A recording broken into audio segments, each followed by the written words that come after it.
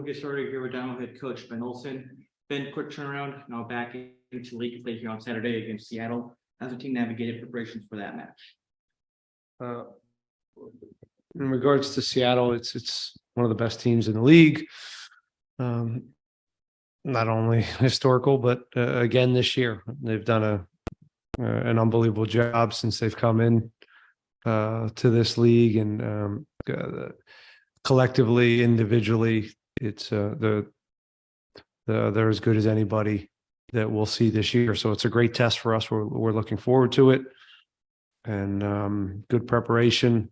Wednesday, getting through the Open Cup, and still being fairly fresh for this game. We won't have any excuses physically.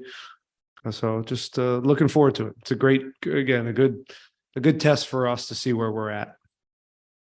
Thanks for that. I'll sneak one more in before we turn it over to the folks on Zoom. Speaking of the Open Cup, we had the draw yesterday. The team will host Minnesota. What are your initial reactions following that draw? Initial reactions are that it's great not to have to go to Minnesota. I love Minnesota. It's a great place. But playing at home is an advantage for so many reasons, and especially during a busy stretch like we have over the next few weeks. Minnesota is a very good opponent, and one we'll see Wednesday. So we kind of see them back to back in some ways, and looking forward to that, and trying to keep on advancing into the Open Cup. Thank you for that. We'll turn it over to Zoom now. Rudy, I believe you had one. Go ahead. Hey, Coach, how you doing? Hi, Rudy. Obviously, you mentioned Seattle. We know that they can be a powerhouse for the MLS, but currently they're not in the best of forms. They come from losing 2 games and tying 1 with opponents that you guys have already find success. Is there a different way to approach, when a team is kind of hungry or hungrier, maybe to get a win and get back into what they've been doing all season?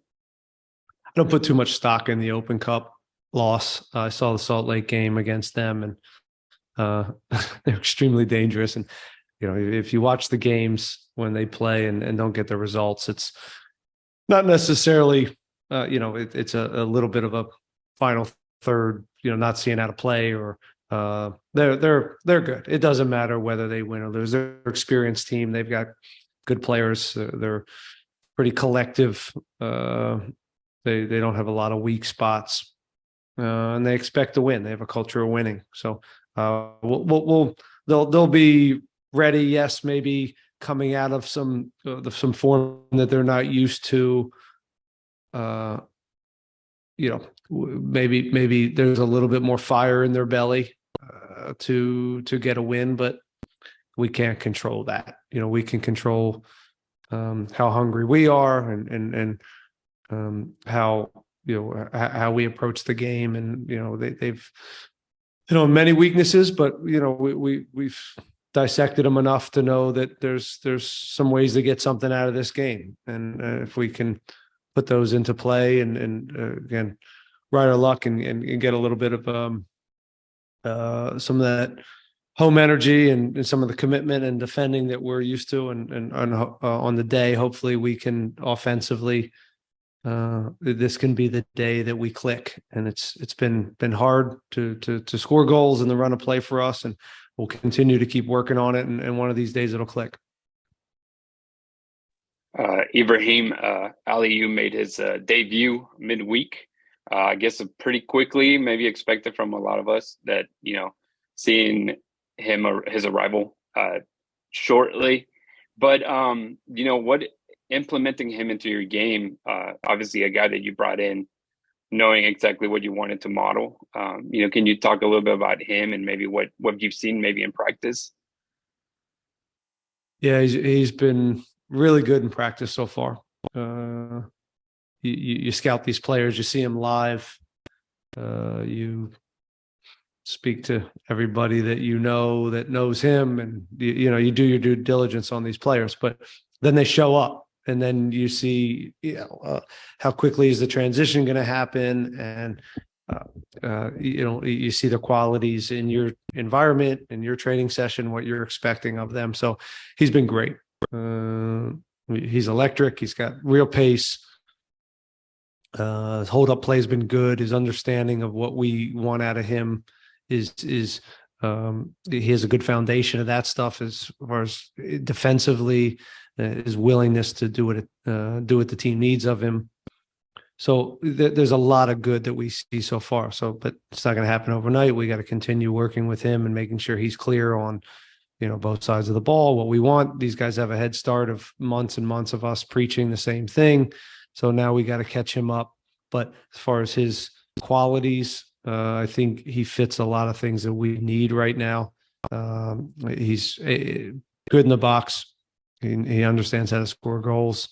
He's got real pace. He's threatening in behind. He can both play the 9 and our wide midfield spots. So he's got that versatility that we're looking for as well. So we're looking forward to continuing to get him on the field, and hopefully he can compete and show that he needs to be a starter, because that means he's having success. And last one for me would be, you mentioned earlier about defensively being pretty sound, obviously at home, especially not conceding a goal yet.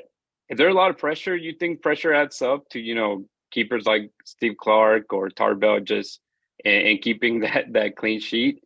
And the center back pairing, obviously we know Hadavi's out, and you've rotated Ethan with Mikel and even Marana. Just your thoughts on that.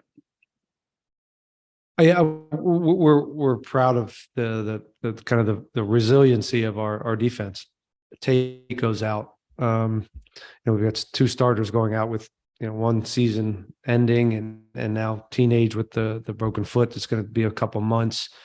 It's been a next man up mentality. Brad's still coming along. Chase is still coming along. Both those guys have been out for in different ways.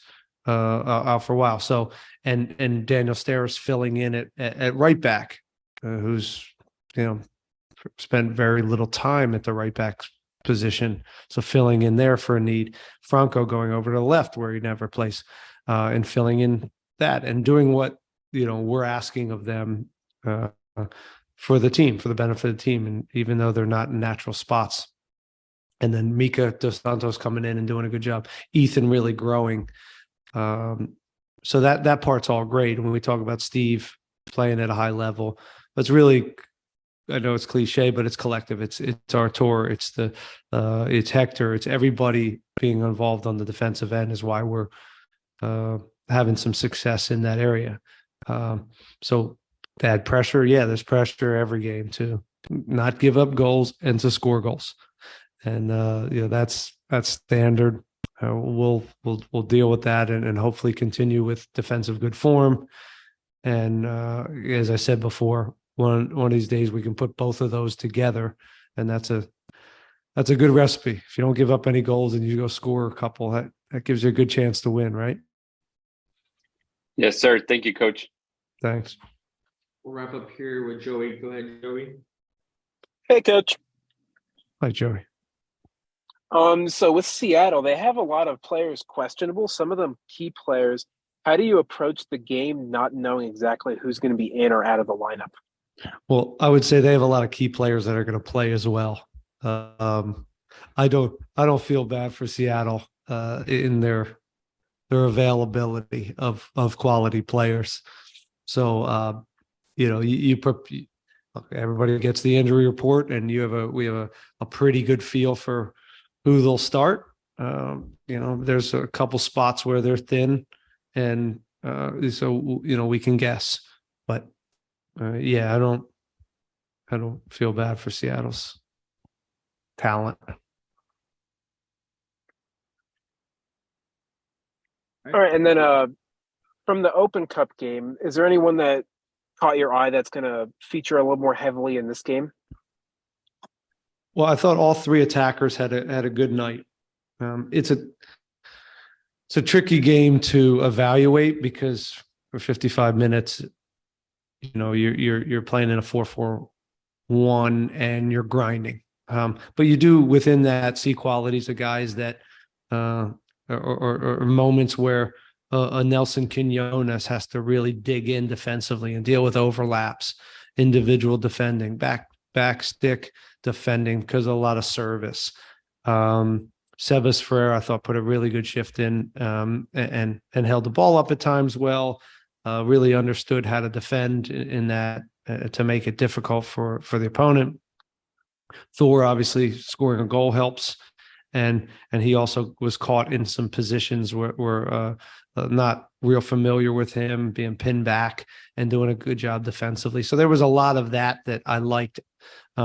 Unfortunately, because you're down a man, it's hard to really see collectively, what the five, we wanted to take a look at the five back.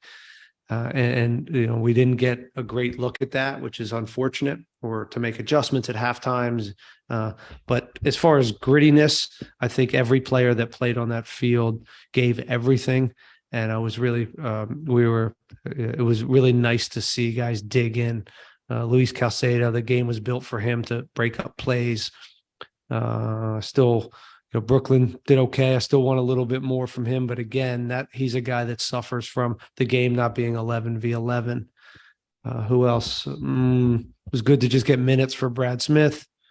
I thought center backs Mika and Andrew Tarbell did a great job and one or two big saves. So it was collective, but it was a tough game to evaluate other than just the moxie and the resiliency that they showed, which is a big deal.